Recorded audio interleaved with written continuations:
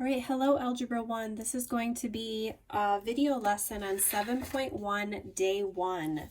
What I first want to mention, sorry my son got a hold of this workbook, but what I first want to mention is that we are now starting Unit 4. So I need you to get your green covered workbooks out. Hopefully you have it. I mentioned it the other day in class that you would need it. It's a green cover. It should say Unit 4, Chapter 7 on it. That's what we're going to start in. So pause it if you need to go grab it, and we're going to go ahead and get started. First of all, we're going to start with some vocabulary. A monomial is a number, variable, or the product of a number and one or more variables with non-negative integer exponents. So the number 4 is a monomial. The letter x is a monomial. And if I were to multiply them together, so 4 is a monomial, x is a monomial, and if I were to multiply them together, because that's what product means, that's also a monomial as well. 4x is a monomial. A monomial has only one term. That means that you cannot have plus something or minus something, because if you have plus something or minus something, that would make it more than one term. Okay? All right, if a term divides by a variable, it is not a monomial. So you cannot divide by x and still call it a monomial. Okay, so let me give you some examples of monomials and not monomials.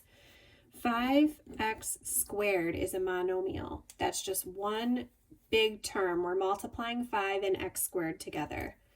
Negative 4xy. Monomials can be negative, and you can multiply multiple variables as well.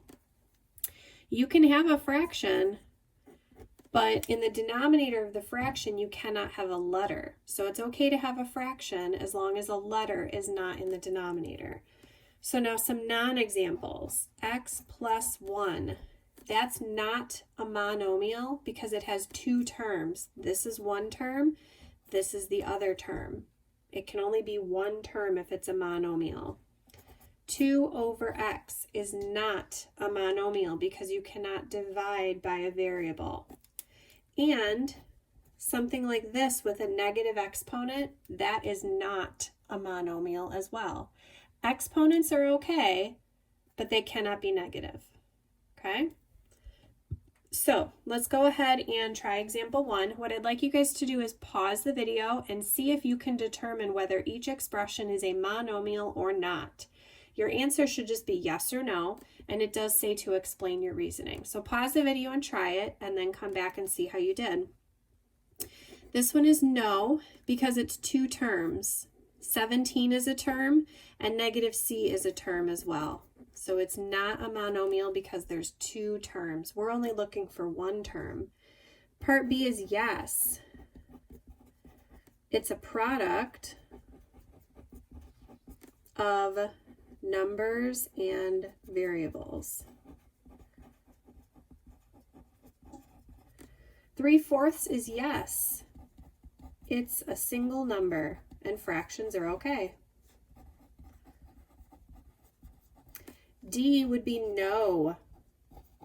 Dividing by a variable. If you divide by a variable, you cannot call it a monomial. Okay, the next thing I want to cover is making sure that everybody knows where the power button or exponent button is in their calculator. So, if you have a graphing calculator, the exponent key is just below your clear button. So it's right here. It looks like a little TP or a triangle missing a side. Okay. And so if we were to type in 3 to the 4th, we would type 3 first, then the exponent button, and then the 4. Okay. Pressing enter, we get 81. Now, remember that this is really just 3 times 3 times 3 times 3. You're multiplying 3 times itself 4 times. Okay?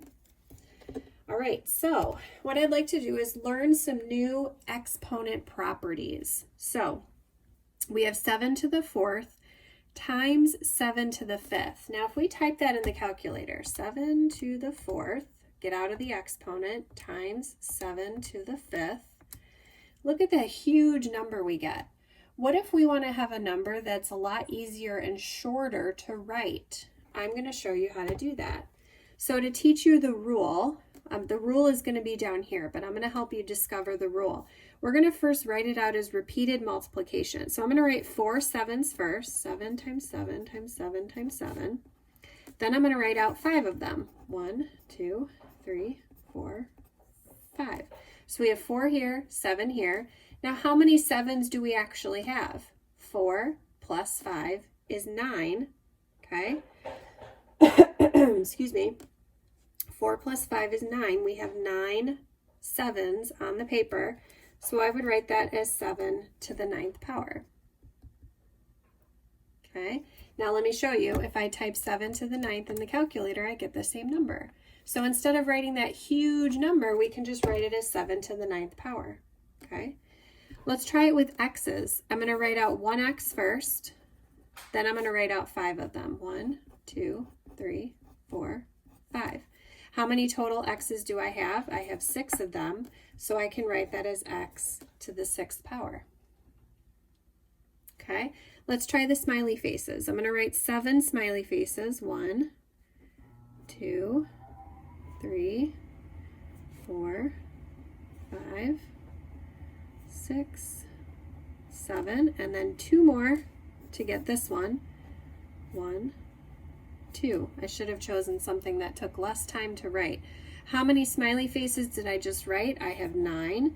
So I have smiley face to the 9th power. Okay. Now the question is, what's a shorter way to get this exponent number when we're done? Look at the exponents here. Technically there's a 1 exponent here. Look at the exponents in the beginning problem and figure out how we ended up with the answer in the end. If you said we add the exponents, you are correct. 4 plus 5 is 9. 1 plus 5 is 6. 7 plus 2 is also 9. So if you are multiplying 2 bases together, you add their exponents. But listen carefully. You leave the base the same. This number does not change. Leave base the same. But you add the exponents. Okay, add the exponents but leave the base the same. Okay, so let's try some examples. All right, so what we're going to do here is notice that there's parentheses. So it means to multiply. So in other words, I can write it like this. R to the 4th times negative 12 r to the 7th. That's the exact same problem. So don't let the parentheses trick you or make you confused, okay? And if it helps, you can put a 1 in front of the r to the 4th. We are multiplying, so that means we're going to multiply the numbers, the big numbers, not the exponents, but the big numbers. 1 times negative 12 is negative 12, right? 1 times negative 12 is still negative 12. Now I have r to the 4th times r to the 7th. Remember our rule, leave the base the same, but add the exponents. So leave it as r, but add 4 plus 7 to get you 11. Okay? Let's try this one. I'm not going to remove the parentheses this time. So what we're going to do is we're going to multiply the big numbers. 6 times 5 is 30. And now we want to multiply the c's together. Super teeny tiny. We want to multiply the c's together. But that means we have to add their exponents. So the c does not change, but then I have to add 1 plus 5 to get 6. Remember, if there's no exponent, it's technically a 1, right? So there is c to the 1st. And then I can multiply d to the 5th times d to the 2nd, which means I get d, and then add the exponents. 5 plus 2 gets me 7. Okay. All right, hopefully the first rule is making sense. We leave the base the same, but we add the exponents. Let's go ahead and flip the page to the next side. there are two more properties that we want to learn. Let me just adjust my paper here. All right, this one's called a power of a power property. So what we're going to do here is we take 5 to the third to the second power, and we're going to expand it. So to the second power, that means that we should have 5 to the third written out twice, right? That's what that little 2 means. Write the 5 to the third twice. Now write that as repeated multiplication. So then I can have 5 times 5 times 5. That's the first group. And then I have another 5 times 5 times 5. How many total factors do I have? I have 6. So that can be written as 5 to the 6th power. So think about what's happening to get from the original problem to the updated one, to the new one. Okay, let's try it again. This 3 on the outside means that the a to the third has to be written 3 times. Okay, now I can write it out. A times A times A, that's the first group. A times A times A, that's the second group. And then A times A times A, that's the third group. How many total A's do I have? 9, so I can write it as A to the 9th. All right, I'm going to skip the heart one because it's kind of time consuming. And hopefully at this point you're seeing that all we have to do is multiply the exponents. To get from here to here, we do 3 times 2 to get the 6. Here we do 3 times 3 to get the 9. So the rule is A, the base stays the same, but we multiply the exponents to get mn. So multiply the exponents. Okay. All right, now we're going to simplify. And let's try example 5. All right, so this one hopefully is fairly easy. All we're going to do is keep the base the same as 2, but we're going to multiply the 3 and the 5 together. 3 times 5 is 15. Now, this one you might be freaking out a little bit, but that's okay. It's not any more difficult than the others. We're just going to multiply all 3 of the numbers together. So the base of 4 stays the same, but we do 2 times 2, which is 4, times 3, which is 12. 2 times 2 times 3 is 12. So we get 4 to the 12th. Okay?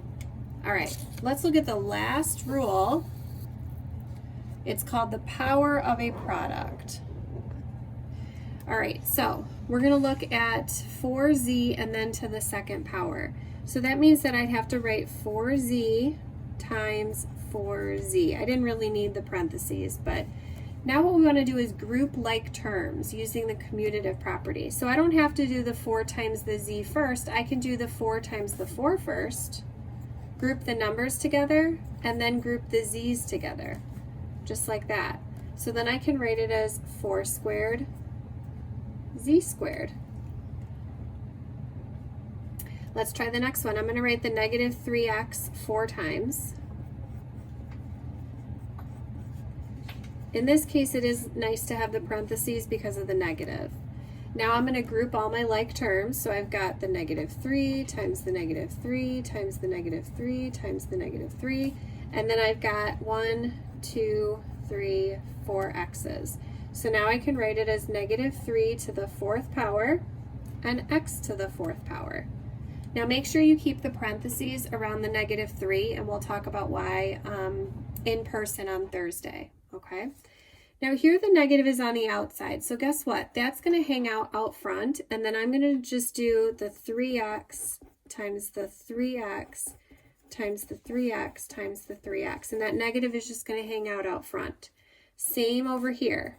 Group the 3's together, group the x's together, and that negative is just hanging out front. Now, because it's hanging out front and it's not on every single term, we don't need the parentheses this time. And so we just have negative and then 3 to the 4th, x to the 4th. Okay, I'm going to skip this last one and let's talk about the rule. This rule I sometimes call the distribute rule, even though we're not really distributing. It's going to feel like we're distributing. Essentially what we're doing is we're taking the exponent on the outside and we are applying it as an exponent to everything on the inside. So instead of 4z squared, it ends up being 4 squared z squared. Here, instead of negative 3x to the fourth, it ends up being negative 3 to the fourth and x to the fourth. Okay, same here, except the negative is on the outside. So the rule tells us we're going to take this n and we're going to apply it as an exponent to everything inside. So we end up with a to the n and then b to the n. Okay. All right, so let's try example 4 and then we are done. So using this new distribute rule, we want to simplify this. So the 4 is going to be applied to the big 3, and then it's going to be applied to the a to the third, and then it's also going to go to the b. Now make sure you're putting it as an exponent. Do not do 3 times 4. Don't tell me 12 here, okay? It's not 3 times 4, it's 3 to the 4th power. And then look carefully. This middle part is technically a to the third to the 4th. See what's happening here in the middle part? And that's going to be using this rule up here where we multiply the exponents. When we've got an exponent on the inside and an exponent on the outside, that's what we're going to be using here. So we want to multiply the 3 and the 4 together, and we get a to the 12th. And then the b doesn't have an exponent, so we can just write it as b to the 4th. Just like that. Okay, now it says find the volume of a cube with side length 5xyz. Well, we maybe know that volume is length times width times height. And if it's a cube, they all have the same side, right? So I'm going to do 5xyz times 5xyz times 5xyz, okay? Or in other words, that's 5xyz to the 3rd power. So now I can use my distribute rule and I can apply that 3 to everything inside. So I end up with 5 to the 3rd, x to the 3rd, y to the 3rd, and z to the 3rd. And that is my volume. All right, guys, so with today's lesson, you learned 3 new exponent rules. Maybe you learned some of them in the past, which would be great. But if not, you learned 3 new exponent rules. We will continue to work on these on Thursday, but we're also going to add more rules. So make sure you practice these. Maybe try some extra practice problems from the textbook to make sure you're good with it. And also, more importantly, make sure you do your homework tonight. Okay? All right. Have a great rest of the day, and I'll see you guys tomorrow. Bye.